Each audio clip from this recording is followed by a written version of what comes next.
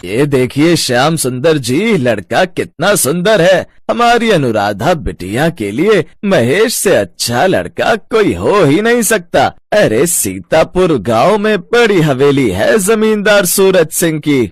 बहुत सुंदर है देखने में लड़का। पंडित जी बात चलाइए।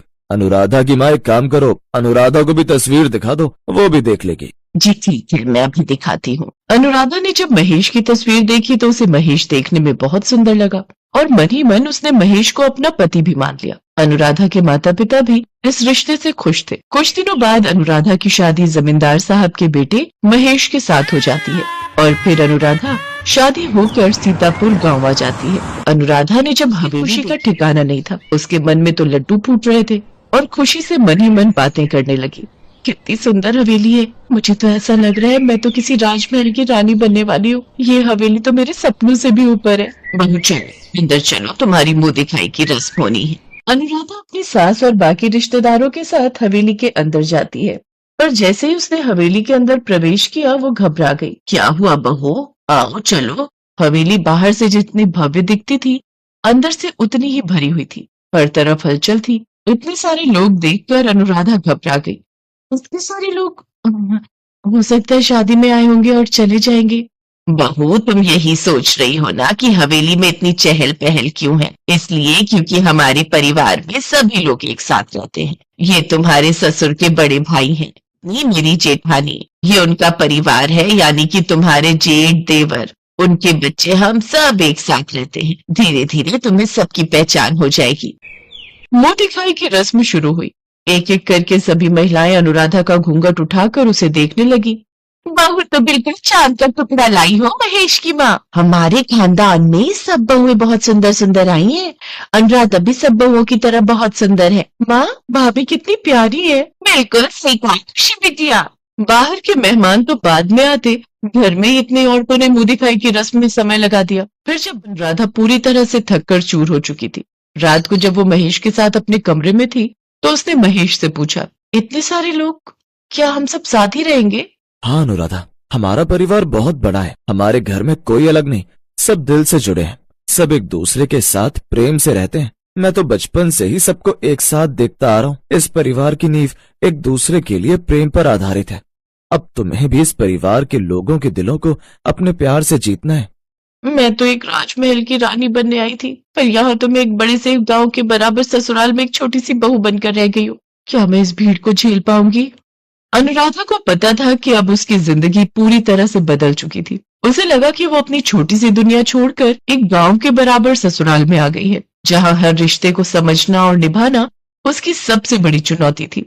सुबह के 5 सूरज अभी पूरी तरह से निकला भी नहीं था कि अनुराधा की नींद खुल गई। रसोई में बर्तनों और बातों की आवाजें आ रही थी। वो उठी और मन में थोड़ी घबराहट लिए रसोई की तरफ गई। वहां का नजारा देखकर वो दंग रह गई।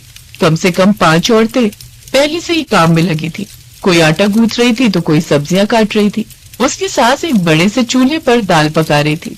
आ गई बहू, तुम्हारी आंखें तो अभी तक नींद में हैं। जाओ जाकर स्नान करके आओ ताकि तुम्हारी भी नींद खुल जाए। फिर तुम भी रसोई में हाथ बटा देना। आज तुम्हारी पहली रसोई भी है। पहली रसोई? हाँ राधा, तुम नहा कर आ जाओ, मैं तुम्हारे लिए खीर बनाने का सामान निकाल देती हूँ, क्योंकि कम से कम 8-10 किलो तो खीर बनानी ही पड़ेगी। अनुराधा, तुम्हें ज्यादा मात्रा में खाना बनाना आता है ना? क्योंकि हमारे परिवार में तो खाना ऐसी तो आदत है। अरे तो आदत तो डालनी ही पड़ेगी। हमने तुमने भी तो ज्यादा मात्रा में खाना बनाने की आदत डाली थी ना, वैसे अनुराधा बहू को भी आदत पड़ जाएगी। क्यों छोटी? बिल्कुल सही कह रहे हो भाभी। जाओ बहू नहा कर आ जाओ। उस दिन तो अनुराधा इतनी सारी खीर बनाकर बिल्कुल ढेर हो गई। उसने आज से पहले इतने लोगों के लिए कभी भी खाना नहीं बनाया था। इतनी बड़ी मात्रा में काम देखकर वो अंदर ही अंदर परेशान रहने लगी। उसने तो सिर्फ उस दिन खीर बनाई थी, पर घर की औरतों को वो देख रही थी कि बड़े बड़े पतीलों में भरकर खाना बना रही थी। बच्चों का शोर, बड़ों की बातें, अब रोजाना ही अनुराधा ये सब होते देखने लगी। अनुराधा को महसूस हुआ कि उसकी जिंदगी अब सिर्फ काम काम और काम तक सिमट गई है। वो सारा दिन काम करती रही, खाना बनाने से लेकर कपड़े धोने तक, और फिर शाम को पूरे घर के लिए चाय बनाना। एक दोपहर कमरे में आई तो उसकी आंखों में आंसू आ गए। उसे लगा कि वो एक काम करने वाली मशीन बन गई है। उसका मन किया कि वो अपने मायके वापस चली जाए। उसके दिमाग में सिर्फ एक ही बात घूम रही थी, यहाँ से जाना है।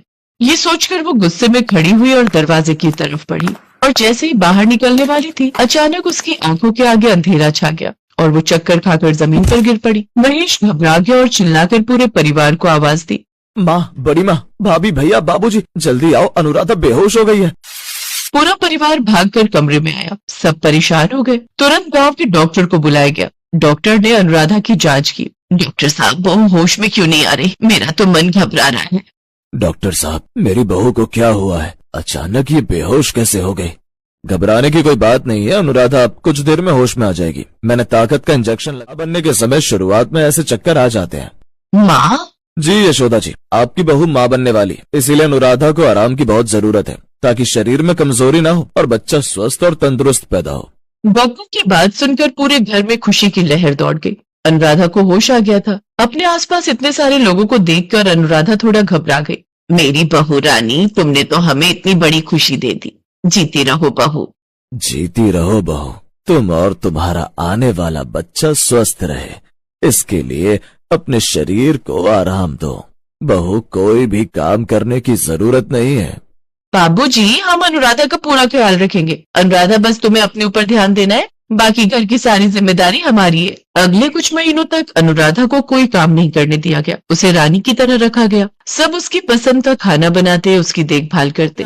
अनुराधा थी। उसे एहसास हुआ कि जिस भीड़ से वो चिढ़ती थी, वही भीड़ आज उसकी सबसे बड़ी ताकत बन गई थी। ये भीड़ नहीं, उसका परिवार था।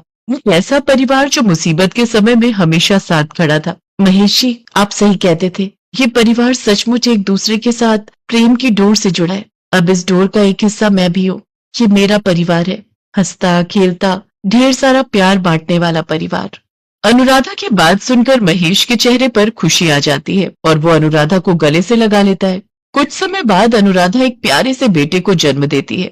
उसका पूरा परिवार उस बच्चे पर ढेर सारा प्यार लुटा रहा था और अनुराधा मन ही मन मुस्कुरा रही थी। उसे पता था ये परिवार उसका है, जहाँ प्यार की कोई कमी नहीं।